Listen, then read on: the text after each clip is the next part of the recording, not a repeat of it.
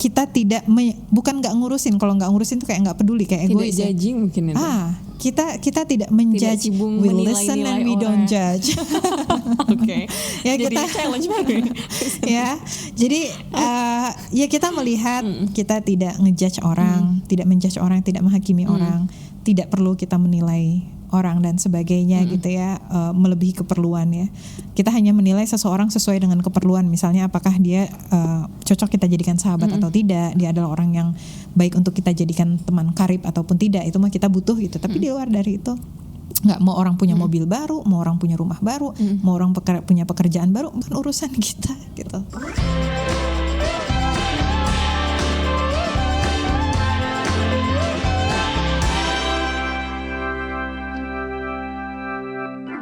Bismillahirrahmanirrahim. Assalamualaikum warahmatullahi wabarakatuh. Waalaikumsalam warahmatullahi wabarakatuh.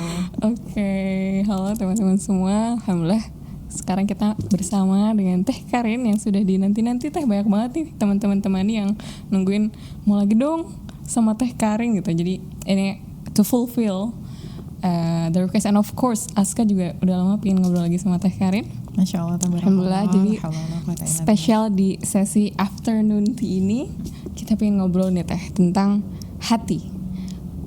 The thing that sebuah, mungkin kalau dalam Quran disebutnya ini ya, gumpalan daging yang menentukan berbagai hal gitu ya Teh. Tapi di dalam hadis. Tapi sebetulnya seringkali kita bingung sih sama hati itu sendiri. Even sometimes aku ngerasa it is out of our control. Kayak for example tentang hati itu, aku tahu nih misalnya kalau misalnya menemui kejadian ini harusnya aku begini, harusnya mungkin aku bersabar, harusnya aku lebih mudah berlapang dada. Even our brain told us to do that, meskipun kita nyuruh, memerintahkan diri kita, ayo lapang dada, ayo sabar. Tapi seringkali hati itu belum tentu bisa mengikuti ya Teh. Bahkan ya hati bisa berubah-ubah gitu. Makanya kenapa sekarang kita pengen ngebahas tentang hati. What should we know about the heart? Ya memang Masya Allah ya, yang tadi Azka sebutin itu salah satu hadis dari Rasulullah SAW. Itu termasuk di salah satu hadis Arba'in. Ada di buku hadis Al-Wafi juga kalau mau ngecek ya, syarah hadis Arba'in An-Nawawi, di kumpulan hadis itu judulnya Al-Wafi, dibahas di sana. Dan di situ memang disampaikan bahwa di dalam diri kita ini memang ada segumpal daging. Ya, sebetulnya hadisnya panjang dan ini bagian terakhir gitu ya, berkenaan tentang itu, yang kalau itu baik maka baiklah secara keseluruhan, kalau itu buruk maka buruklah keseluruhan. Jadi itu memang ada di dalam Islam ya, dan di dalam Quran surah Al-A'raf ya ayat 179 Allah Subhanahu wa taala juga meneguhkan ya kedudukan hati. Ini Teteh bacain langsung aja, Quran surah Al-A'raf ayat 179. By the way, untuk yang menyaksikan kami ini impromptu ya. Jadi ayatnya juga ini memang Teteh impromptu ada di sini, makanya Teteh buka dulu di dalam Al-Quran just to make sure. Allah Subhanahu wa taala menyampaikan yang artinya, dan sungguh akan kami isi neraka jahanam banyak dari kalangan jin dan manusia. Mereka memiliki hati tetapi tidak dipergunakannya untuk memahami ayat-ayat Allah. Baru kemudian dijelaskan, dan mereka memiliki mata tetapi tidak dipergunakannya untuk melihat tanda-tanda kekuasaan Allah, dan mereka mempunyai telinga tetapi tidak dipergunakannya untuk mendengarkan ayat-ayat Allah. Mereka seperti hewan ternak, bahkan lebih sesat lagi. Mereka itulah orang-orang yang lengah. Ini hanya salah satu contoh ayat ya, berkenaan tentang bagaimana hati ini menjadi suatu unit yang sangat-sangat signifikan bagi kehidupan kita sebagai seorang manusia gitu ya, karena ternyata pusat dari pemahaman yang selama ini kita bayangkan itu ada di akal, ternyata di ayat ini Allah Subhanahu wa taala menyebutkannya dengan hati. Makanya kemudian keimanan itu nggak bisa hanya sekedar di lisan, tapi juga harus di dalam hati, lalu kemudian diwujudkan dalam amal solih kita gitu, dalam amal-amal perbuatan kita. Dan tadi Azka bilang kok hati ini kayaknya berubah-ubah gitu dan sebagainya. Itulah salah satu yang challenging ya, dan ujian bagi kita di kehidupan dunia kita ini. Bahkan Rasulullah SAW itu sampai mengajarkan salah satu doa, ya muqallibal qulub tsabbit qalbi ala dinik wa ta'atik. Wahai engkau yang membolak-balikan hati, tolong tetapkanlah hatiku ini dia untuk senantiasa taat kepadamu, senantiasa taat di jalan agamamu. Kalau misalnya kita mau keseluruhan berarti ya kulubana ya, kita menyebutkannya seperti itu. Artinya dia memang tabiatnya dia berubah-ubah begitu ya, sehingga kita minta oleh Allah Subhanahu wa taala dikuatkan. Tapi bukan berarti kemudian kita bisa nyalahin Allah misalnya, ini kenapa sih awalnya kerasanya semangat terus tiba-tiba turun, karena Allah Subhanahu wa taala juga ngasih ke kita itu pilihan. Itu ada di salah satu rangkaian ayat yang populer ya di Quran surah Asy-Syams. Asy-Syams itu ada di juz 30, mungkin banyak yang sudah hafal juga ya. Quran surah Asy-Syams itu ayat ke 7 ya, ayat ke Quran surah ini ya Asy-Syams ayat ke 7 sampai dengan ayat ke-10. Allah Subhanahu wa taala berfirman, fa'alhamaha wa nafsi wa ma sawwaha, ayat 7-nya, demi jiwa serta penyempurnaan ciptaannya. Fa'alhamaha fujuraha wa taqwaha, maka dia mengilhamkan kepadanya jalan kejahatan dan jalan ketakwaan. Jadi memang jiwa kita ini akan diilhamkan dengan seizin Allah Subhanahu wa taala, akan diilhamkan dengan jalan takwa. Lalu kemudian kita juga terpapar dengan jalan-jalan fujur ya, jalan-jalan dosa yang dibisikkan oleh syaitan, dan setan itu kan ada dari golongan jin dan manusia ya. Jadi kita harus aware nih gitu, baik itu dari setan yang golongan jin maupun setan dari golongan manusia yang mengajak kepada keburukan. Dan Allah Subhanahu wa taala menyampaikan, qad aflaha man zakkaha wa qad khaba man dasaha, sungguh beruntung orang-orang yang menyucikannya jiwa itu dan sungguh rugi orang-orang yang mengotorinya. Artinya oleh Allah Subhanahu wa taala kita pun diberikan hak ya untuk kita bisa memilih. Kita diberikan certain level of power gitu untuk kita bisa memilih kita mau seperti apa. Makanya walaupun hati ini terombang-ambing segimanapun itu gitu ya, biiznillah bifadlillah, kalaulah kita betul-betul mengilmui, kita betul-betul ikhlas ya, mau menjaga hati kita semata-mata karena Allah Subhanahu wa taala, Allah akan kembalikan lagi dan lagi ke jalan takwa tadi, dan kita bisa memilih gitu. Dan hati ini kan sangat-sangat signifikan karena dia tadi punya peran yang sentral di Quran surah Al-A'raf ya. Dia harus paham tentang ayat-ayat Allah Subhanahu wa taala.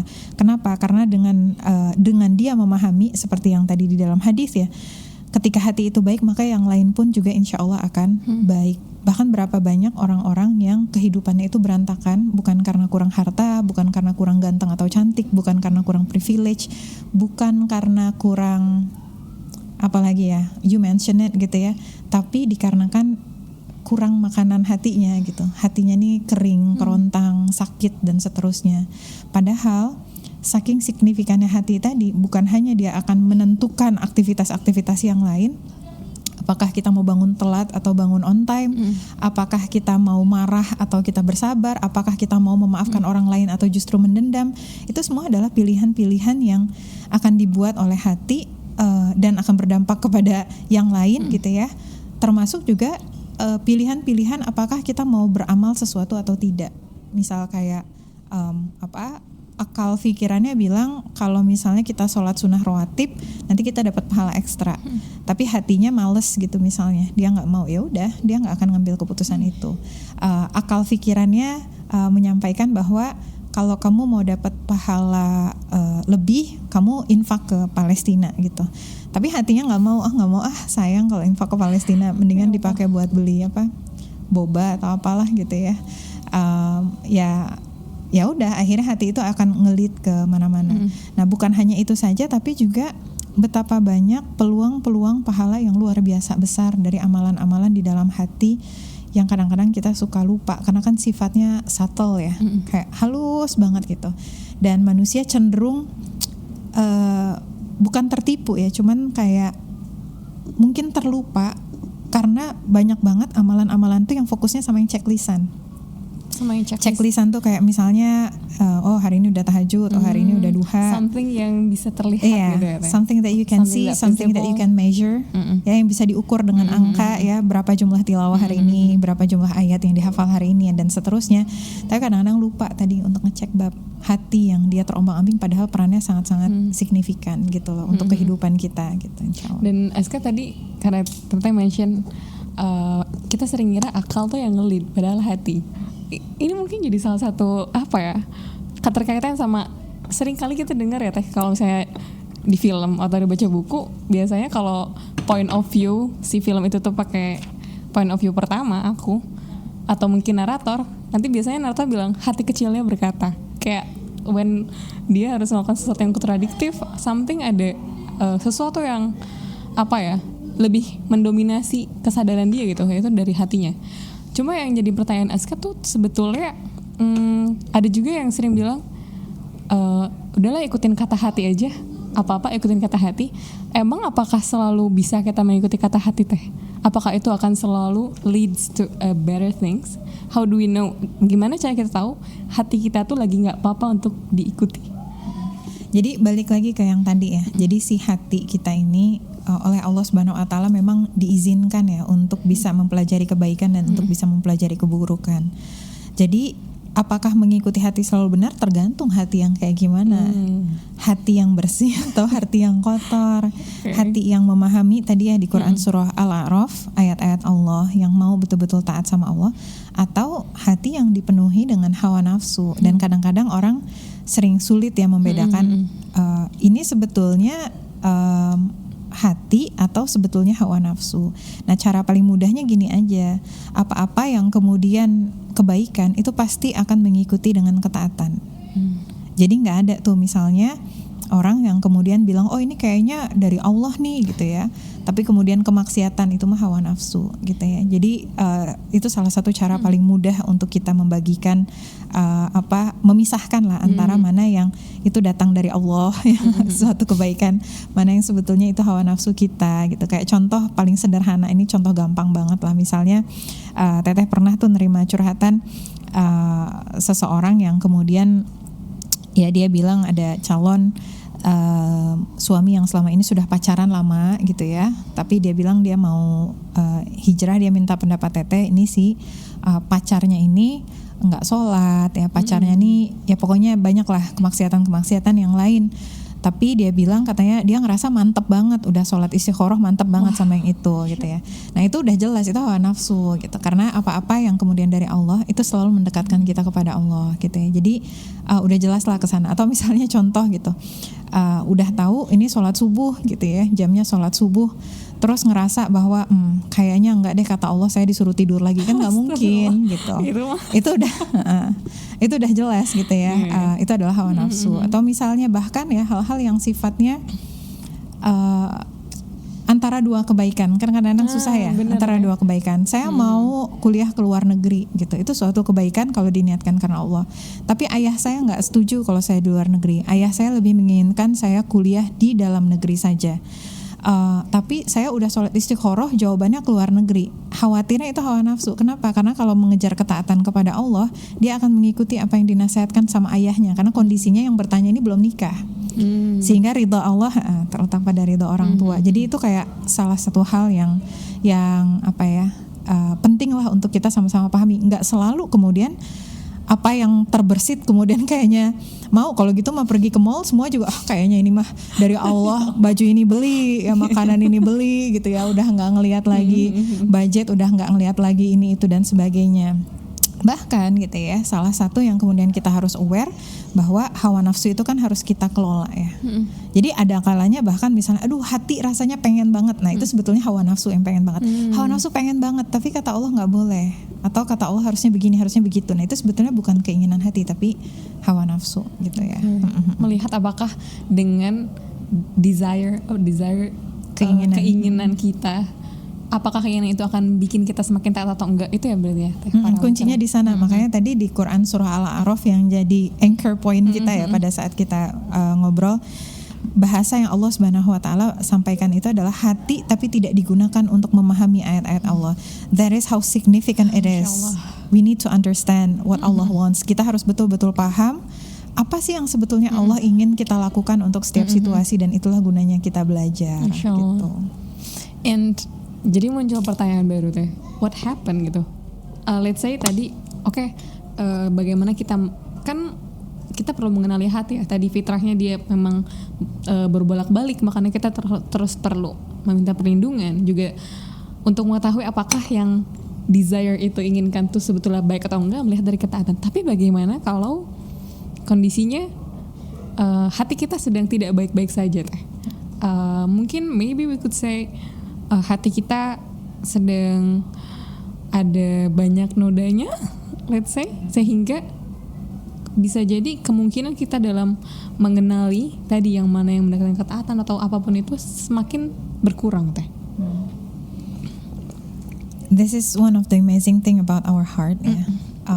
Kita itu bisa melakukan perubahan sangat-sangat besar dalam kehidupan kita, bahkan mengubah dalam tanda petik ya takdir yang Allah Subhanahu Wa Taala, kan takdir itu, pilihan takdir itu banyak ya, ada takdir buruk, ada takdir baik. Kita bisa mengubah jalan kehidupan kita dari takdir buruk ke takdir baik hanya dengan, dalam tanda petik, hanya dengan kita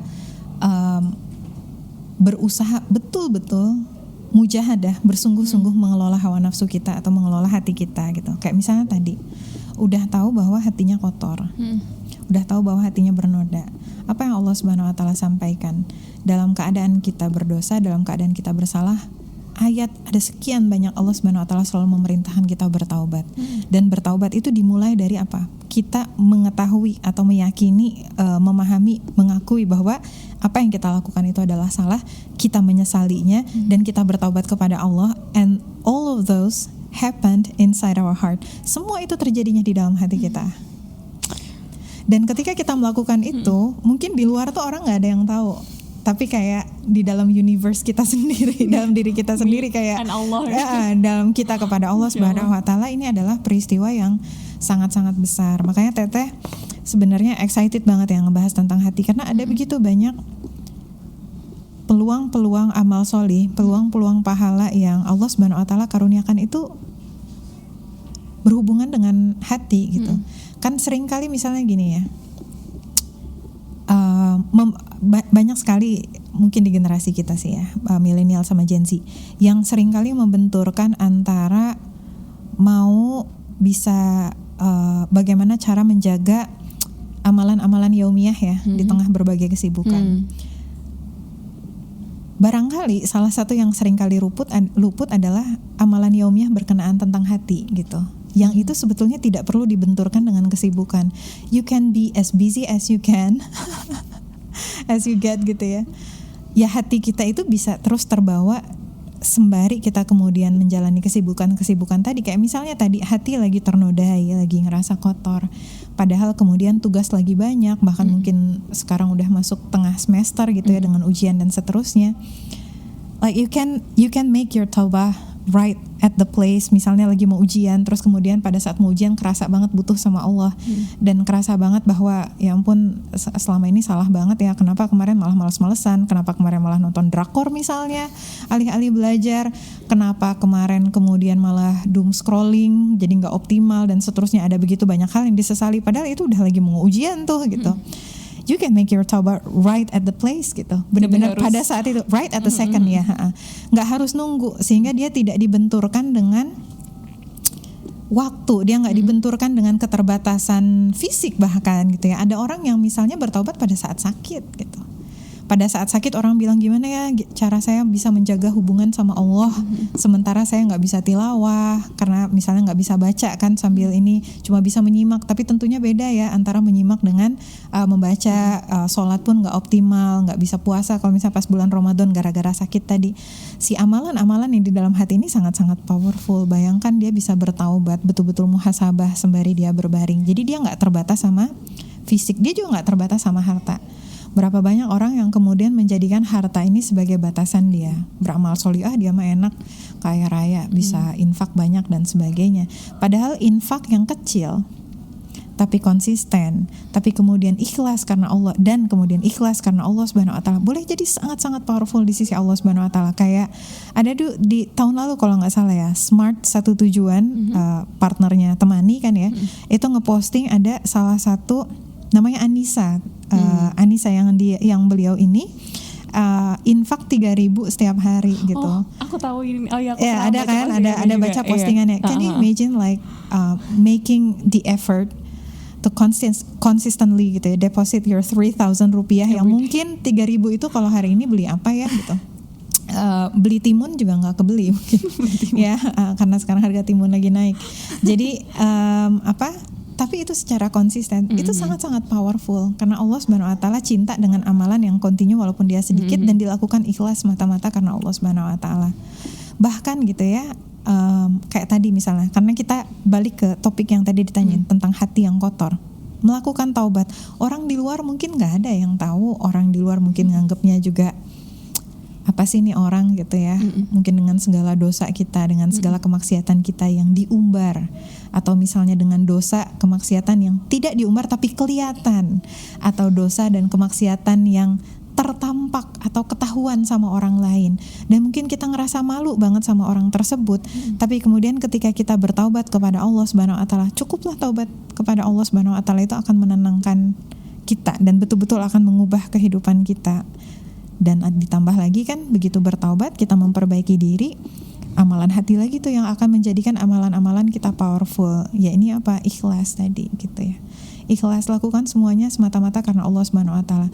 Untuk ikhlas itu nggak butuh harta, nggak butuh waktu yang banyak, nggak butuh, maksudnya tidak harus menunggu waktu luang, nggak butuh privilege. Artinya siapapun bisa melakukan amalan-amalan dengan ikhlas.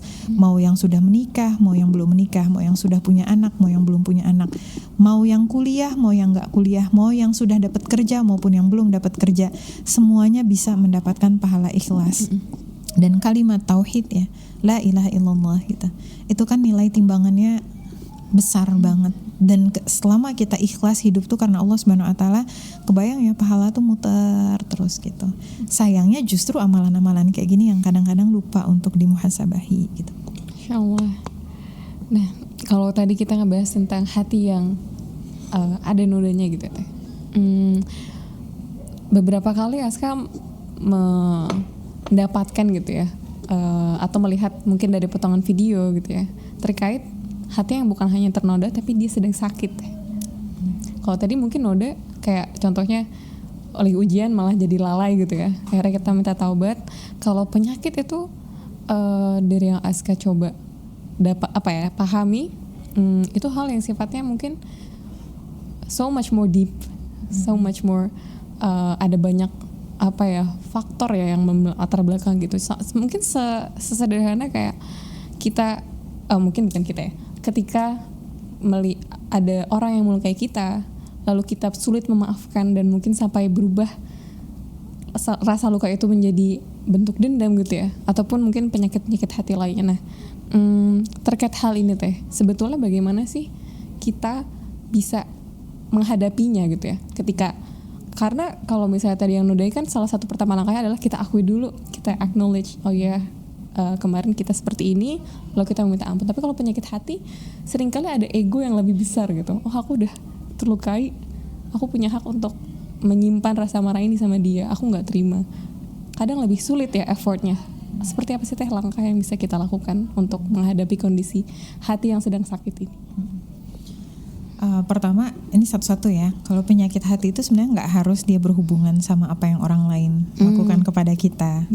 Like your life could be fine. Ya kehidupan bisa baik-baik aja, tapi kemudian ya penyakit hati bisa muncul. And you still feel ada penyakit hati. Karena penyakit hati itu misalnya kayak ujub itu penyakit hati. Ya. Ria itu penyakit hati, dan itu nggak butuh orang lain ganggu kita gitu ya. Penyakit ria itu bisa dibisikin sama setan, dan kalau kita tertipu atau kita nggak aware dengan itu ya nauzubillah min dzalik ya, bisa terjerumus kepada hal tersebut. Tapi ini mungkin nanti kita bahas ya. Ini tadi pertanyaan Aska tentang gimana kalau ada orang yang menyakiti perasaan kita gitu ya, antara dendam, memaafkan, tuh kayaknya dua sisi yang berlawanan dan susah sekali untuk dikelola ke arah yang benar. Balik lagi tadi ke ayat yang menjadi anchor point kita ya, hati yang memahami.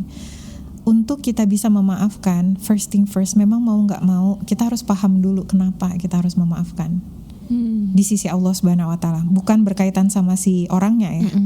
Kita harus tahu dulu di dalam Islam tuh kayak gimana sih memaafkan itu gitu ya, dan dalam konteks apa. Jadi kalau misalnya hubungan antar personal ini, kita bukan ngomongin tentang memaafkan misalnya kayak oh Israel menjajah Palestina ya udah kita maafin, kita bukan ngomongin itu ya. Kita ngomongin ini hubungan antar personal ketika ada orang yang menyakiti perasaan kita dan sebagainya. Allah Subhanahu wa taala menjadikan maaf itu, memaafkan orang lain itu sebagai salah satu standar takwa. Masya Allah. Ini kita baru bahas satu ya. Ya. Nah, ketika kita memahami hal tersebut, itu ada di dalam Quran surah Ali Imran ya, ayat 133 sampai dengan 135.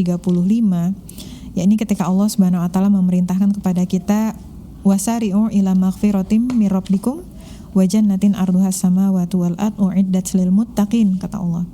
Bersegeralah kamu kepada surga yang luasnya seluas kepada ampunan Allah dan kepada ampunan dari Robmu, dan mendapatkan surga yang luasnya seluas langit dan bumi yang disediakan bagi orang-orang yang bertakwa.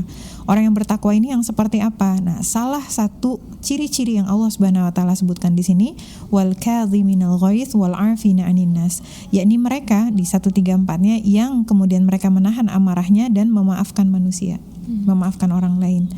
Jadi bahkan dalam ini kita ngomongin baru satu ayat gitu.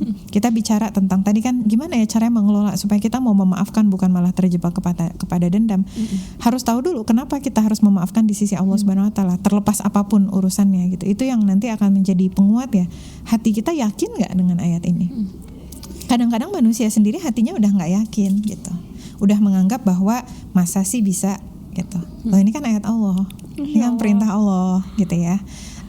Ketika misalnya bicara tentang menahan marah gitu ya, seringkali misalnya dibikin stereotip nih kalau ibu-ibu tuh biasalah marah-marah. Ya mungkin banyak yang marah-marah, but it doesn't necessarily mean that you have to be that way. Ya jadi bukan berarti ketika ada banyak orang marah terus kita jadi nggak bisa menahan marah. Menahan marah itu adalah sesuatu yang visible. Memaafkan orang lain itu adalah sesuatu yang visible. Tapi untuk bisa melakukan itu semua kita butuh menjaga takwa kita kepada Allah, karena hanya Allah yang akan memampukan kita. Sehingga ketika kita bicara tentang tadi ada orang yang menyakiti kita, gimana cara kita memaafkan? Kita memaafkan orang lain tuh kadang-kadang bukan karena orang itu layak untuk dimaafkan. Bahkan kadang-kadang there are so many people they don't deserve to be forgiven. Mungkin karena kenapa mereka nggak deserve untuk kemudian tidak layak untuk dimaafkan? Karena mereka sendiri misal tidak merasa bersalah. Di dalam Islam, karena kita yakin ada hari akhirat, itu urusan dia sama Allah. Itu bukan urusan kita. Masalah dia tadi sadar dia salah ataupun enggak. Tugas kita mengingatkan itu satu hal, orangnya tetap nggak nyadar, tapi kita tetap memaafkan dia semata-mata karena kita mau mendapatkan keridhaan Allah Subhanahu wa taala. As simple as that. Kayak begitu kita paham bab itu, kita jadi mikir, ya ngapain ya gue dendam pertama dosa, kedua bikin hidup nggak enak. Betul, gitu ya, capek sendiri gitu. Dan yang ketiga ya gue mau masuk surga gitu. Kan sederhana jadinya ya gitu. Dan kalaupun misalnya kita ngerasa iya tapi orangnya kan enak-enakan dia hidup kayak gitu, padahal dia tuh udah giniin saya udah gitu. Itu banyak banget yang bikin juga kok dia bisa bahagia, aku terpuruk gini kayak gitu. That's your choice. Itu pilihan. Iya kan? Because you need to pick and make decision to yourself. Dan kita nggak bisa nyalahin orang lain atas ketidakbahagiaan kita. Kalau misalnya kita bilang ya sama diri kita, oke, dia melakukan ini itu dan sebagainya kepada saya, tapi saya yakin bahwa kehidupan saya ini adalah untuk mencari keridhaan Allah Subhanahu wa taala. Dan ketika saya memaafkan orang lain, saya semakin dekat kepada Allah Subhanahu wa taala. Ya ngapain saya menjaga dendam itu kepada dia? Lebih baik saya dekat sama Allah. Lagi pula kalau mau misalnya tadi mikir ya, ini orangnya senang-senang aja, emang mau berapa lama senang-senangnya? Kan sering banget teteh ulang-ulang ya, kehidupan dunia itu cuma sebentar, 60, 70, 80 tahun. Tapi kalau kita mau memaafkan, kita dimuliakan sama Allah Subhanahu wa taala. Perjalanan kita dari sakaratul maut tuh panjang banget. Sakaratul maut, alam barzah, yaumul ba'ats, yaumul hisab, yaumul mizan, ngelewatin sirat. Dan mudah-mudahan kita semuanya masuk ke dalam surga. You won't remember who hurt you. Mungkin kita udah gak akan ingat lagi siapa yang nyakitin kita, karena kita sangat-sangat overwhelmingly happy gitu ya, sangat-sangat bahagia. Udah luar batas, mungkin bahagia itu bukan adjektif yang cocok lagi untuk menjelaskan perasaan kita di surga. Kita gak akan ingat sama orang-orang yang kayak gitu. Boleh teteh nambahin sedikit lagi ya. Dari tadi teteh menyebutkan ikhlas ya. Kenapa kita kemudian ngerasa kayak apa ya bahasanya ya, mungkin nggak rela nih kalau misalnya yang lain yang orang melukai tadi dia bisa hidup bebas berkeliaran. Dan sedangkan kita gitu ya. Sementara kemudian kita mengharapkan harusnya begini, harusnya begitu dan sebagainya. Sementara kalau misalnya kita berbicara tentang ikhlas, seorang hamba yang ikhlas tuh hamba yang gimana? Hamba yang dia selama dia hidup, urusan-urusan dia, pemikiran dia, energi dia, perasaan dia, harta yang dia miliki, akal yang dia dikaruniakan oleh Allah Subhanahu wa taala, segala potensi dan peluang-peluang yang ada di hadapan dia semuanya dia curahkan untuk menggapai apa? Keridhaan Allah Subhanahu wa taala. Jadi memang ketika kita dapat si ikhlas itu, we will be too busy. Kita akan sangat-sangat sibuk untuk berusaha menjemput keridhaan Allah Subhanahu wa taala that we don't even have time. Kita bahkan gak punya waktu untuk mikirin si orang yang dia ngapain, oh ya udah gitu.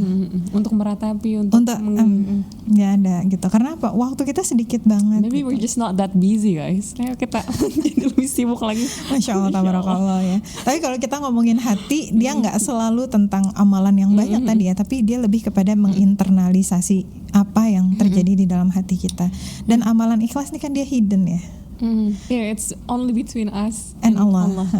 Dia nggak bisa kita apa ibaratnya ya, nggak bisa kita sekedar dengan checklist kayak itu kayaknya agak-agak aneh setiap hari misalnya kita checklist hari ini seharian gue ikhlas ya, kayak udah lupa gitu kan.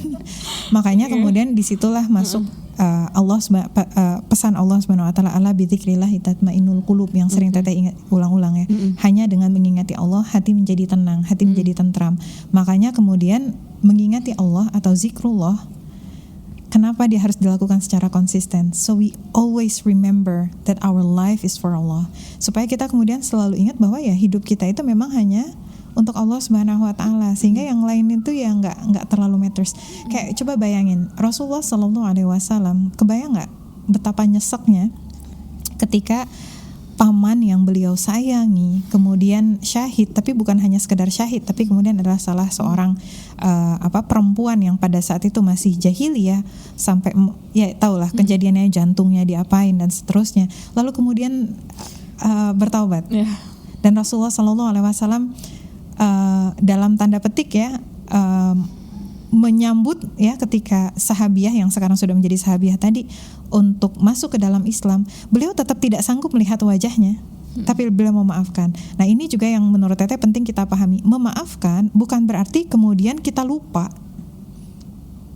Ada orang-orang yang kemudian menganggap bahwa kalau memaafkan berarti nggak boleh ingat sama sekali dan sebagainya. Rasulullah Shallallahu Alaihi Wasallam adalah manusia yang paling mulia gitu. Bukan berarti kemudian kita kayak mengharapkan jadi emotionless gitu, jadi orang kayak nggak punya emosi gitu ya. Kita bisa memaafkan dan kita bisa tetap bersedih. Misalnya nih, kita sedih dengan suatu kejadian, tapi kita memaafkan, kita ridho, itu udah bagian dari ketetapan Allah Subhanahu Wa Taala. Ya udah gitu. And then we move on gitu ya. Maka apakah kalau tadi mengambil perspektif dari kisah sirah Rasulullah yang terkait dengan Hindun ya Teh, apakah berarti ketika mungkin kita terluka gitu ya oleh seseorang dan kita memutuskan oke, sepertinya kita lebih baik tidak tadi bertemu atau bermuamalah lagi meskipun kita maafkan, apakah kita bisa seperti itu Teh? Atau adakah mungkin tadi ya limitation yang perlu kita pahami supaya kita nggak mengelabui diri sendiri, nggak apa-apa aku memaafkan tapi nggak mau ketemu, tapi sebenarnya barangkali itu ternyata belum. It really depends tuh, tergantung yang apa yang dilakukan ya. Kalau misalnya orangnya misalnya memang yang pertama kita nggak boleh memutus silaturahim, itu udah jelas, itu cut off banget lah. Kita nggak boleh memutus silaturahim sama sesama muslim ya. Tapi menjaga boundaries boleh. Menjaga boundaries ini kepada orang-orang yang memang oleh Rasulullah SAW sendiri sudah disampaikan bahwa ini adalah orang-orang yang kita perlu jaga batasan loh sama orang-orang seperti ini, kurang lebihnya ya. Misalnya nih orang yang menyakiti karena misalnya dia menggibahi kita, berarti nih orang memang penggibah ya. Misalnya udah berkali-kali, karena kalau digibahin satu kali mungkin masih yang ya oke lah gitu ya, tapi ketika berkali itu yang bikin orang sakit hati kan. Nah di dalam Al-Quran dan juga di dalam hadis Rasulullah SAW itu kan gibah tuh disebutkan sebagai salah satu dosa yang dosa banget gitu ya, sehingga Rasulullah SAW menyampaikan bahwa bahkan ketika kita duduk bersama orang yang sedang bergibah, walaupun kita nggak ikutan bergibah. Oh ya, by the way, gibah itu ngomongin orang ya, ngomongin orang sesuatu yang dia tidak sukai kalau dia mendengarkan ya. Itu aja definisi sederhananya ya. Jadi sekalipun fakta ya, kalau misal berbohong kan jadi fitnah dalam bahasa Indonesia ya, jadi berdusta kita. Tapi kalau gibah ini ngomongin, membicarakan orang lain yang kalau orang tersebut mendengarkan dia nggak suka ya. Jadi balik lagi ke yang tadi, kita duduk sama orang yang lagi ngegibah, lagi ngomongin orang, kita nggak ngapa-ngapain, we're just listening, itu udah kena dosanya. So those kind of people, bukan hanya kita harus maintain boundaries, kita betul-betul harus jaga untuk tidak menjadikan dia qorib. Kenapa? Karena kita khawatir kita akan terkena dosanya. Contoh yang lain, orang-orang yang hasad, penghasad. Hasad itu kan kelihatan ya, hasad. Jadi misalnya pada saat kita membersamai dia kerjanya berhasad terus gitu ya sama orang lain dan seterusnya. Kalau dia bisa berhasad sama orang lain, dia juga bisa berhasad kepada kita. Dan kita harus berhati-hati sama orang yang hasad. Betul. Dan itu termasuk golongan orang-orang yang kemudian boleh kita jaga boundaries di sana, kita dan sebagainya. Dan all in all gitu ya, dari keseluruhannya sebetulnya Islam itu bukan yang bahasanya kayak yang sangat mengekang, sangat kamu harus begini, sangat-sangat fitrah sebetulnya. Karena kan cara kita memilih qorib saja, sahabat dekat ya, Rasulullah SAW mengajarkan kepada kita untuk memilih yang dijadikan sahabat dekat itu adalah orang-orang yang soleh, orang-orang yang solihah, orang-orang yang baik, orang-orang yang ketika kita membersamainya kita itu jadi dekat sama Allah Subhanahu Wa Taala. Sehingga yang tadi, gimana teh kalau kita sudah memaafkan, apakah kita boleh? Ya tergantung orangnya membuat kita ingat sama Allah atau tidak. Kalau dia menyakiti kita dan membuat kita jauh dari Allah Subhanahu Wa Taala dengan apa yang dia lakukan, misalnya entah dia dengan mengejek, itu kan perbuatan yang tidak baik ya, menghina atau misalnya dengan ya apapun lah, menipu dan sebagainya. Hampir seluruh apa-apa yang dilakukan orang lain menyakiti kita itu semuanya perbuatan dosa. Karena perbuatan kebaikan itu resikonya kecil sekali untuk menyakiti kita gitu ya. Biasanya yang menyakiti itu misalnya ada orang mau menasehati, dia maksudnya baik tapi caranya kurang tepat, dia dosa, insya Allah mah enggak, cuman kurang berhikmah gitu misalnya ya. Nah kemudian kita menjaga jarak di sana mungkin ada, tapi mayoritas perkara-perkara yang membuat kemudian tadi ada konflik itu berhubungan dengan perkara-perkara dosa, sehingga bisa kita jadikan alasan ya untuk kita menjaga boundaries tadi gitu. Kalau alam bisawab. Insyaallah. Kalau tadi kita udah sempat mention beberapa ya terkait hasad gitu ya, kemudian pemaaf, dendam gitu. Adakah lagi teh penyakit hati lain yang mungkin maybe we don't really realize bahwa itu salah satu juga yang tipis-tipis ada di kehidupan. Mungkin ini Teteh ambil dari salah satu ada salah satu akun dakwah ya, komunitas dakwah atau bahkan mungkin udah jadi lembaga semacam Yakin Institute but UK version. Teteh tiba-tiba lupa UK namanya version, apa. Kan Yakin Institute base-nya di US ya. Ini ada yang dari UK. Dan Teteh baru banget dengar kajiannya beliau. Ada salah satu yang menurut Teteh seneng banget Teteh dengernya. Salah satu hal yang sangat-sangat subtle, lawan dari ikhlas yang tadi kita bahas ya, yang sangat-sangat kita harus hati-hati banget karena ini bisa membakar amal-amal kita, yang menghilangkan segala kerja keras yang sudah kita lakukan untuk bisa memproduksi suatu amal. Ya ini adalah riya dan ujub. Riya dan ujub ini temenan kan ya. Riya dan ujub. Apalagi, dan Teteh menginternalisasi apa yang beliau sampaikan itu karena beliau juga bicara tentang generasi muda ya. Itu Masya Allah ya, generasi kita ini kan generasi yang tumbuh besar dengan medsos. Dan kita dibuat biasa untuk melihat apa yang terjadi dengan orang lain. Dan kita pun dibuat biasa untuk menceritakan apa yang kemudian terjadi dengan diri kita gitu ya. Dan itu mudah sekali kalau tidak dievaluasi terjebak kepada ujub dan ria gitu. Masalahnya ujub dan ria ini kan bentuknya perasaan. Dia bukan sesuatu yang oke, saya mau ujub, saya mau ria, bukan sesuatu yang seperti itu. Jadi sangat-sangat tadi sangat-sangat subtle. Subtle itu apa? Kayak hampir nggak kelihatan, halus banget gitu. Jadi ketika misalnya ada baik kita sebagai orang yang memposting sesuatu maupun orang yang melihat postingan orang lain gitu ya, itu harus selalu kita aware, apa bahasanya, conscious itu apa? Sadar. Sepenuhnya sadar. Kayak ketika kita buka medsos, kita harus sepenuhnya sadar kondisi hati kita itu seperti apa, dan kita harus sangat-sangat menjaga sensitivitas itu. Misalnya contoh, pada saat kita mau posting sesuatu, mungkin awal pada saat kita mau posting sesuatu niatnya baik. Misalnya ya entah itu tentang tumbuh kembang anak, entah itu misalnya tentang prestasi di kuliah, entah itu kemudian pencapaian di dunia kerja, entah itu sekedar jalan-jalan, entah itu sekedar apapun lah itu yang kemudian ingin diposting ya dan sebagainya. Dan maksud teteh mengambil secara umum ya sah-sah saja, maksudnya apa yang dilakukan itu mubah gitu ya. Yang menjadikan dia pahala atau dosa itu apa yang terjadi di dalam hati. Ya, sehingga satu-satunya yang bisa menyadari itu ya hanya si pelakunya. Itu bukan tugas orang yang ngelihat. Nah, kamu apa nggak takut riya? Kamu nggak takut ini? Itu tugas yang kemudian melakukan hal tersebut. Karena even posting nasihat sekalipun, yang awalnya niatnya baik misalnya, lalu kemudian dapat respon positif, masuk nggak ujub? Betul, masuk nggak ujub? Oh, lihat nih. Gue keren, pertanyaan gitu. Gue keren banget ya. Muncul tuh ujub tuh apa sih? Ujub itu merasa takjub kepada pencapaian diri sendiri. Dia nggak butuh orang lain.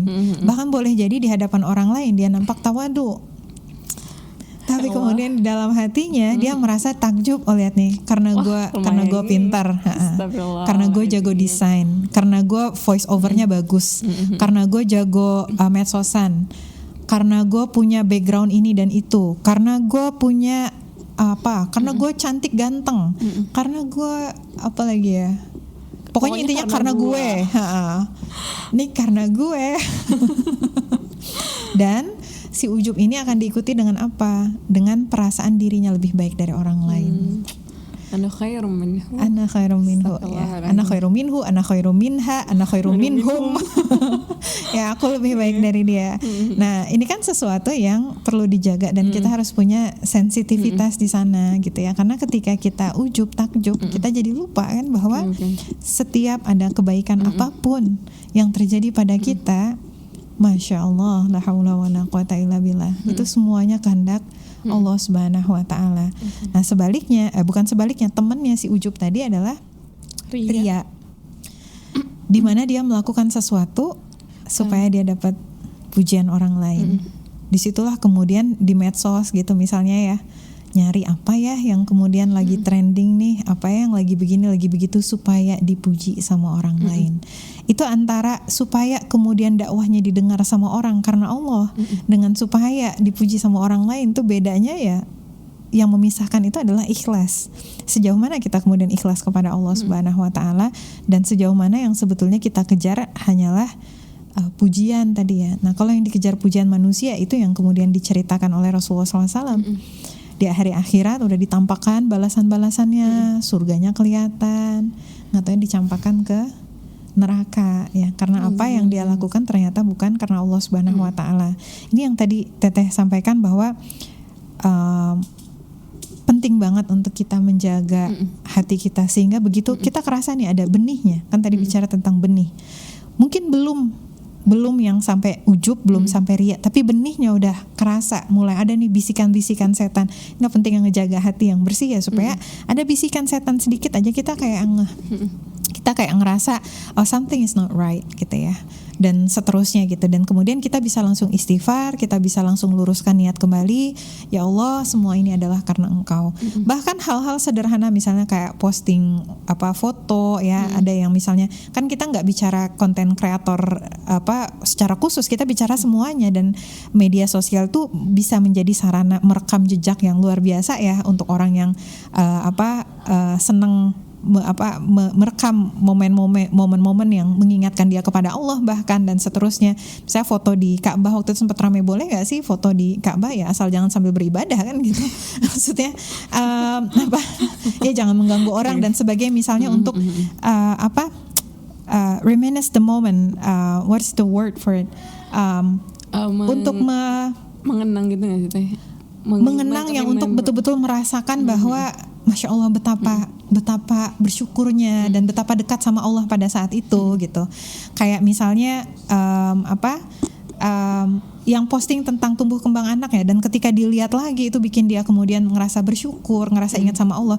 Ada yang seperti itu sehingga ketika dia posting ya sebetulnya itu hanya sebagai salah Untuk satu dirinya. cara untuk dirinya sendiri gitu. Apalagi banyak yang sekarang kan di private ya akunnya.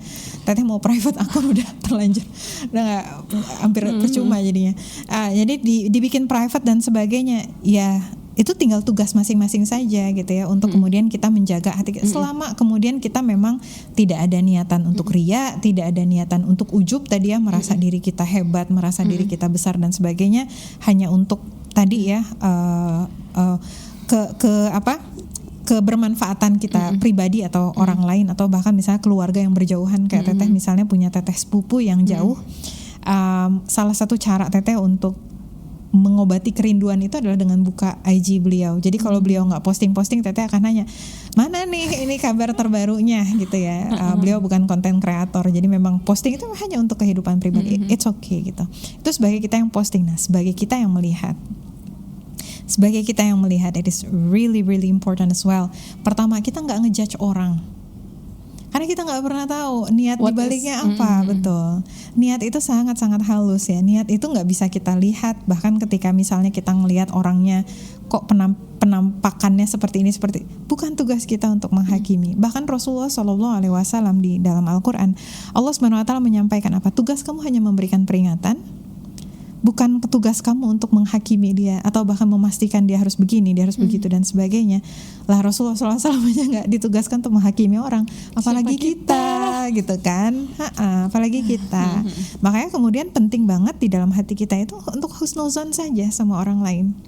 Ya, itu juga berkenaan tentang penyakit hati. Ada suuzon, ada husnuzon, ada buruk sangka, ada baik sangka. Nah, ketika kita mau buka medsos, berarti yang kita buka adalah si baik sangka ini ya. Bagaimana melihat orang-orang lain, saudara-saudara kita sesama muslim, bahkan mungkin sesama manusia gitu ya, dari perspektif kebaikan. Ini kita nggak bicara politik ya, tentang korupsi apa harus husnuzon, enggak, itu lain cerita. Ini kita bicara interaksi secara umum. Karena media sosial ini kan sebetulnya kalau kita tuangkan kepada ranah offline ya, itu kayak kita ketemu orang. Pada saat kita ketemu orang, yang kita kedepankan adalah husnuzon ya kepada orang tersebut, baik sangka kepada orang tersebut, sehingga ketika ngelihat orang lain posting ini, posting itu dan sebagainya, mindsetnya jangan suuzon gitu. Karena ketika suuzon tadi ya akhirnya rusak kan, merusak hati. Apalagi kalau tadi dia udah punya penyakit ria, dia senang dipuji sama orang, ngelihat ada orang lain dipuji dia nggak suka. Itu penyakit ria. Akhirnya nular ke penyakit yang lain. Ya ini penyakit iri hati kan gitu. Dulu kalau COVID tuh ada istilah komorbid ya. Ini udah penyakit hati komorbid. Yang berlipat-lipat. Jadi nyambung. Betul gitu kan. Dia karena dia tadi punya ujub, dia ngerasa dirinya lebih hebat dari orang lain. Ngelihat ada yang lebih. Betul. Iya, menjalar jadi ketika kemana-mana ya teh. Ya Allah. That's the point. Jadi ketika kemudian ngelihat orang lain disukai dari dia, atau melihat orang lain kehidupannya dalam tanda petik seakan-akan lebih baik dari dia, atau bahkan memang lebih baik daripada dia. Ketika itu nggak diiringi dengan pengelolaan hati yang baik, tidak diiringi dengan ketaatan yang sepenuh sadar kepada Allah Subhanahu Wa Taala berkenaan tentang hati tadi, mudah sekali terjerumus kepada hal-hal yang seperti itu. Dia tidak mengeluarkan harta, dia tidak menghabiskan waktu, tapi dosanya dapat. Allah, ya. Betul. Ya, iri hati itu adalah perbuatan dosa. Secara betul. amal jasanya nggak terlihat. Dan riaknya menghancurkan, menggerogoti amal-amalan yang lain. Makanya sebetulnya ya, kalau teteh rasakan Islam tuh udah masya Allah sempurna banget. Kayak Allah Subhanahu Wa Taala mengajarkan kita dalam hidup itu benar-benar fokus ngurusin diri kita, dalam tanda petik ya, ngurusin diri kita di hadapan Allah tuh gimana? Bukan ngurusin orang ini apakah dia begini, beda begitu dan sebagainya gitu. Orang lain bahagia, alhamdulillah, it's good for her, good for him, good for them gitu ya. Nggak usah kemudian ditambahkan kenapa ya, kok Allah ngasih kenikmatan ini kepada dia bukan kepada saya, perasaan saya deh yang berjuang keras bukan dia. Itu kan mudah banget masuk ya nggak. Misalnya ada dua orang, yang satu dua-duanya mau dapat beasiswa, yang satu ini udah mah belajar IELTS-nya gila-gilaan, dia nyiapin ini nyiapin itu, yang satu lagi santai banget, nggak taunya yang keterima beasiswa yang santai tadi. Lalu kemudian yang satu lagi yang tadi berjibaku dan sebagainya, lolos seleksi pertama aja misalnya enggak. Dan dia menyaksikan setiap episode keberhasilan si orang yang tadi satu tadi. Itu kalau nggak dikelola hatinya kan, ya subhanallah gitu ya. Makanya kemudian si hati ini adalah salah satu amalan yang salah satu tempat di mana ada begitu banyak amalan dan begitu banyak penyakit yang harus kita penyakitnya harus kita jauhi, amalannya harus kita latihkan di dalam hati kita ya. Kayak bersyukur ya. Kalau kita banyak bersyukur, insya Allah kita nggak akan iri hati sama orang lain gitu. Kita banyak bersabar sehingga kemudian kita juga tidak mudah terkesima ya dengan kesulitan yang kita rasakan yang kemudian ternyata dimudahkan oleh Allah Subhanahu wa taala bagi orang lain. Kita juga menjaga keikhlasan di dalam hati, dan ketika kita bisa maintain hati yang kayak gini, walaupun kita misalnya sibuk ya, insya Allah ya pahala akan ngalir terus kan ya gitu. Karena tadi kita diajarkan untuk benar-benar fokus kepada diri kita nggak ngurusin kita bukan nggak ngurusin, kalau nggak ngurusin tuh kayak nggak peduli, kayak egois. Tidak judging mungkin itu. Kita tidak menjudge, we listen and we don't judge. Oke. Ya jadi kita challenge baru. Ya, jadi ya kita melihat, kita tidak ngejudge orang, tidak menjudge orang, tidak menghakimi orang, tidak perlu kita menilai orang dan sebagainya gitu ya, melebihi keperluan ya. Kita hanya menilai seseorang sesuai dengan keperluan, misalnya apakah dia cocok kita jadikan sahabat atau tidak, dia adalah orang yang baik untuk kita jadikan teman karib ataupun tidak, itu mah kita butuh gitu. Tapi di luar dari itu, nggak mau orang punya mobil baru, mau orang punya rumah baru, mau orang punya pekerjaan baru, bahkan mau orang punya punten-punten gitu ya, istri baru, bukan urusan kita gitu. Kayak waktu itu rame, oh Ustadz ini ternyata nambah istri gini-gini, bukan urusan kita gitu. Ya, jadi itu kehidupan orang lain ya, kita doakan yang terbaik bagi siapapun yang mendapatkan nikmat tadi. Misalnya ada orang, oh ya dia keterima beasiswa ini, masya Allah, kita turut bahagia, barakallahu fikum, mudah-mudahan ilmunya bermanfaat, barokah. Ada orang misalnya lahiran anak, padahal dia udah lama nungguin anak gitu, udah sekian tahun belum punya anak. Kemudian ada orang yang kemudian ternyata cepat banget bisa punya anak, oh masya Allah, barakallahu fik, mudah-mudahan anaknya menjadi anak-anak yang solih dan solihah. Ada yang lama berusaha naruh biodata kesana kemari, belum juga nikah, nggak taunya dapat kabar undangan temennya nikah gitu ya. Ucapin masya Allah, barakallahu fik, mudah-mudahan pernikahannya lancar barokah. Itu subhanallah, punya hati yang seperti itu masya Allah, salah satu karunia Allah Subhanahu wa taala yang luar biasa. Karena bukan hanya kehidupannya insya Allah akan tenang. Bayangin orang yang kayak gitu. Mudah-mudahan kita termasuk orang yang seperti itu. Tenang banget gak sih gitu ya? Kayaknya ya fine-fine aja semua, everything is fine gitu. Silahkanlah apapun yang terjadi. Karena saya hanya sibuk kepada gimana saya di hadapan Allah Subhanahu wa taala. Betapa bahagianya punya hati yang seperti itu. Bukan hanya kehidupannya di dunia bahagia, tapi itu kebayang gak pahalanya berapa banyak di surga, dengan segala apa ya yang harus dia lalui untuk bisa punya perasaan-perasaan kayak tadi gitu ya. Allah. Dan tadi sebetulnya karena udah mention suuzon, aku mau nanya tentang suuzon, tapi ada satu pertanyaan masih tentang ria. Jadi kita kembali lagi terkait Aska tuh sempat juga membaca juga dapat insight gitu terkait ria itu bukan hanya tentang kita beramal dan ingin dilihat orang, tapi kita berhenti beramal juga karena dilihat orang. Dan sebetulnya kalau diambil contoh-contohnya ketika sholat nih sunnah, aduh ada orang lihat gak jadi deh, itu aku Aska sempat ini mendengar. Tapi kalau tadi konteksnya di sosmed gitu, ketika awalnya udah ikhlas terus tiba-tiba di tengah jalan muncul perasaan itu, apakah bukan cukup ya, mungkin langkah yang perlu kita lakukan adalah dengan beristighfar saja, atau adakah mungkin should we stop or like bagaimana sih mengelola antara tadi ya, beramal ataupun berhenti, jangan sampai karena orang lain. Ngambil sesuai dengan hadis yang itu saja gitu ya. Kita teruskan amal dan kemudian kita menjaga niat kita. Jadi memperbaharui niat namanya ya. Karena kan niat itu dia karena di dalam hati tadi dia terombang-ambing. Boleh jadi awalnya dia ikhlas, terus kemudian orang lain muji, terus dia jadinya ngerasa gitu ya, jadi lupa. Tapi kemudian dia ingat Allah, dia kemudian langsung bertaubat. Sama halnya dengan misalnya awalnya dia mau posting misalnya nasihat-nasihat kebaikan, tapi abis itu dia ngerasa bahwa muncul nih perasaan dia pengen dipuji sama orang lain atau dia pengen dihargai sama orang lain dan seterusnya. Begitu muncul perasaan itu, ya dia bisa istighfar, dia bisa ta'awuz, dia bisa zikir apapun yang dia mau, begitu ya.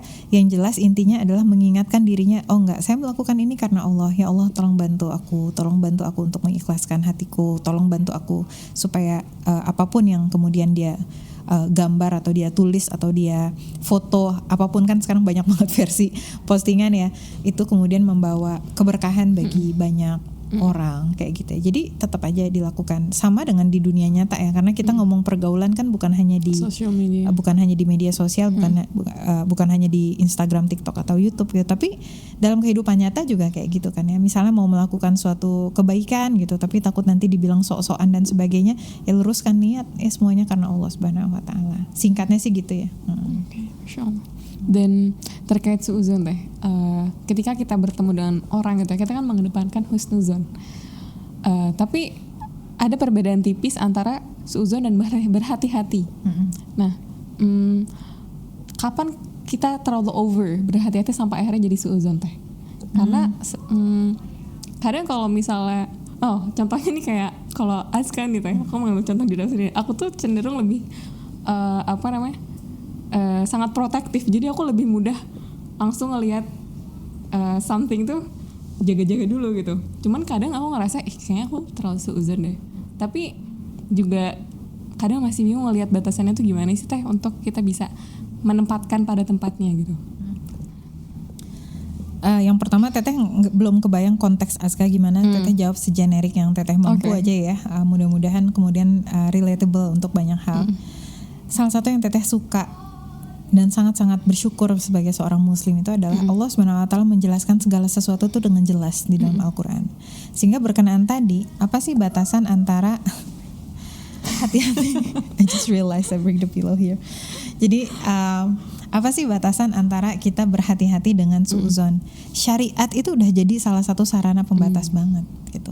Misalnya nih, kayak kemarin kan ada podcast ya, Teh Konit bilang, jadi perempuan harus hati-hati ini dan sebagainya kepada laki-laki. Itu dengan batasan syariat aja tuh udah insya Allah akan sangat-sangat terjaga gitu. Di dalam Islam tuh kan batasan komunikasi seperti apa, interaksi seperti apa. Jadi sebelum bisa suuzon, ketika ada batasan syariat yang dilanggar, ya udah, that's it gitu loh. Sama kayak tadi, antara misalnya perempuan dengan perempuan, laki-laki dengan laki-laki. Batasan syariatnya jelas. Begitu kemudian kita ketemu sama teman baru nih, kita nggak tahu dia baik atau enggak ya, terus kemudian dia ngegibah, ya udah. Dia ngegibah atau dia ngehasatin orang, atau misalnya dia kemudian ngajakin ke tempat makan yang haram, atau misalnya dia kemudian ngajakin nonton tontonan yang kemaksiatan. Itu bukan suuzon namanya. Itu namanya kita berhati-hati kan. Oh, berarti dia tipenya begini. Saya kalau gitu harus hati-hati supaya saya tidak terjerumus kepada pergaulan yang seperti ini dan seperti itu. Seringkali syariat itu mendahului zon kita. Jadi kita nggak perlu berzon. Makanya di dalam Al-Quran itu kan Allah Subhanahu wa taala itu jelas banget ya bilang di Quran surah Al-Hujurat ya. Al-Hujurat itu surah ke-49. Kata Allah Subhanahu wa taala yang artinya ayatnya ayat ke-12 ya. Yang artinya wahai orang-orang yang beriman, jauhilah banyak dari prasangka. Sesungguhnya sebagian prasangka itu adalah dosa. Dan janganlah kamu mencari-cari kesalahan orang lain. Dan janganlah ada di antara kamu yang menggunjing sebagian yang lain. Nah ini kalau misalnya kita pelajari tafsirnya, ini kayak semacam urutan. Jadi orang itu misalnya nggak ada kesalahan yang terlihat, hanya misalnya gerak-gerik sesuatu mubah dan karena perasaan orang yang melihat tadi atau mendengar atau apapun itu kotor hatinya, jadi berprasangka buruk, kenapa dia gini, kenapa dia begitu. Bahkan boleh jadi perkara yang positif aja udah bisa jadi negatif dari perspektif hati yang kotor. Misalnya nih ya, ada orang posting gitu ya tentang Masya Allah tabarakallah anak saya sudah menyelesaikan 30 juz Al-Quran. Kalau orang yang melihatnya hatinya kotor, kenapa ya dia posting?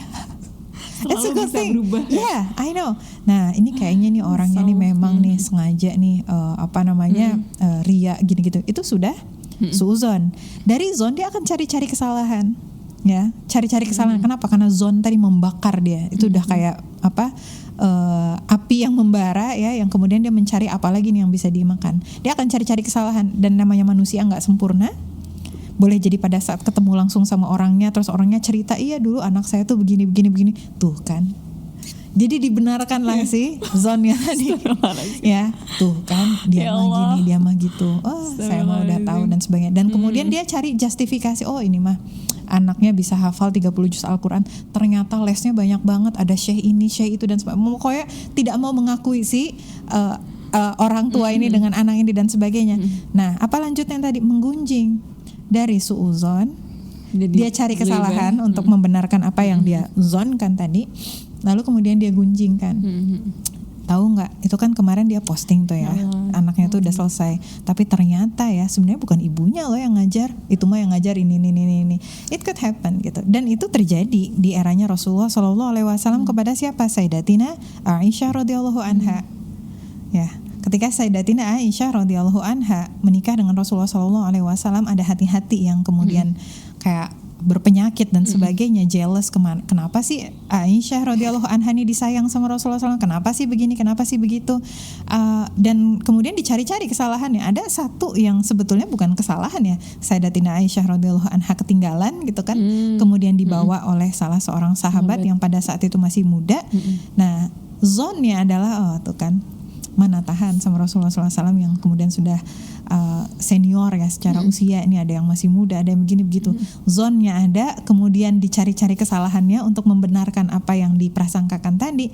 Begitu udah diperguncingkan kan, akhirnya satu Madinah disebutkan dalam sirahnya seperti itu. Satu Madinah membicarakan tentang Sayyidatina Aisyah radhiyallahu anha, perkara yang sangat-sangat dusta. Itu berbahayanya. Makanya kemudian tadi ya berkenaan tentang suuzon, selama tidak ada sesuatu yang melanggar syariat ya, apa yang mau dizonkan gitu ya. Insyaallah. Bahkan kalaupun misalnya melanggar syariatnya sesuatu yang kita ketahuan dia melakukan itu dan kita kemudian tidak merasa dirugikan dengan itu, bukan termasuk golongan yang kayak tadi ya, kayak ghibah, hasad, itu kan sesuatu yang direct ya, bergaul gitu. Tapi misalnya kita lihat ini ada orang yang misalnya ya punten-punten gitu, misalnya belum pakai kerudung. Apakah kita punya hak untuk suuzon sama orang yang nggak pakai kerudung? Apakah kita punya hak untuk menghakimi, dia mah pasti begini, dia mah pasti begitu? Enggak. Selama kita kemudian dia adalah manusia, dia kemudian adalah seorang muslimah, kita punya ada hak yang harus ditunaikan, di mana kita saling menghargai satu sama lain, kita saling mendoakan satu sama lain, dan kita berprasangka baik. Boleh jadi ya ada amalan-amalan lain yang kemudian dia tersembunyi yang kita nggak tahu, dan amalan itu boleh jadi mengalahkan kita, boleh jadi ya. Ada temen yang misalnya kita ketahuan misalnya dia ngapain gitu ya dan sebagainya, itu bukan sebagai alasan bagi kita untuk merasa diri kita lebih baik. Makanya tadi ya, indahnya Islam itu kita tuh nggak diperintahkan untuk menghakimi orang lain, dan itu sangat meringankan kehidupan kita, yang bahkan ketika ada perbuatan tadi itu tidak menjadi alasan bagi kita untuk masang label nih orang jahat, nih orang apalagi sampai nih orang masuk neraka, nauzubillah min dzalik gitu ya. Tetapi perkara-perkara itu harus kita kuatkan dalam diri kita. Ya, boleh jadi apa-apa kebaikan yang tampak ya, yang tampak dari diri kita, itu adalah kebaikan yang Allah izinkan orang lain lihat, tapi kemudian betapa banyak aib kita yang oleh Allah Subhanahu wa taala kemudian disembunyikan. Sementara orang lain yang tadi misalnya kita melihatnya seakan-akan ya dia lebih rendah dan sebagainya, boleh jadi ya cuman itu doang aib dia. Ya Allah. Ternyata begitu banyak kebaikan dia lain yang kemudian tersembunyi gitu ya. Jadi itu kan salah satu contoh ya. Tentunya ini bukan berarti kemudian kita menjadikan itu sebagai alasan, oh ya udah kalau gitu saya nggak usah kelihatan taat di hadapan orang, bukan itu kan. Kita mau dalam keadaan kelihatan orang ataupun tidak terlihat orang, kita selalu dilihat oleh Allah Subhanahu wa taala. Kebayang nggak kira-kira? Allah alam bisawab. Insyaallah. This is so interesting, a lot of topics about the heart and tadi aku benar-benar ini sih teh yang bagian awal-awal ada yang hit me so hard terkait sebetulnya di Al-Quran udah ada banyak banget kan ya yang menjelaskan hati itu seperti apa, dan ini jadi pertanyaan pembuka tadi ya, kenapa sih seringnya akal kita udah paham tapi hati kita tuh susah. Dan Teteh bilang, apakah kita udah yakin? Mungkin kita perlu meningkatkan lagi ya teh bentuk dan bukti keyakinan kita terhadap Al-Quran. That is so true, karena begitu banyak perkara-perkara yang misalnya di dalam Al-Quran ini adalah perkara yang besar, tapi kalau kita lihat di masyarakat orang anggapnya biasa. Kayak suzon tadi misalnya, buruk sangka, orang mungkin anggapnya biasa. Gibah, ngomongin orang anggapnya biasa. Allah Subhanahu Wa Taala tidak menganggap itu sebagai perkara yang biasa-biasa saja. Itu adalah perbuatan dosa gitu ya. Kayak misalnya gitu, ngejudge orang gitu ya, mungkin di masyarakat dianggap ya biasa aja, oh dia mah kayak gini, dia mah kayak gitu. Tapi bagi seorang muslim yang kemudian betul-betul ingin menjaga takwanya di hadapan Allah Subhanahu Wa Taala, gitu ya, lisannya terjaga dan di dalam hati pun dia menjaga supaya tidak ada judgment kepada orang tersebut yang melebihi keperluan. Tidak ada keperluan apa-apa untuk menjudge orang tersebut ya, bukan kayak orang hakim.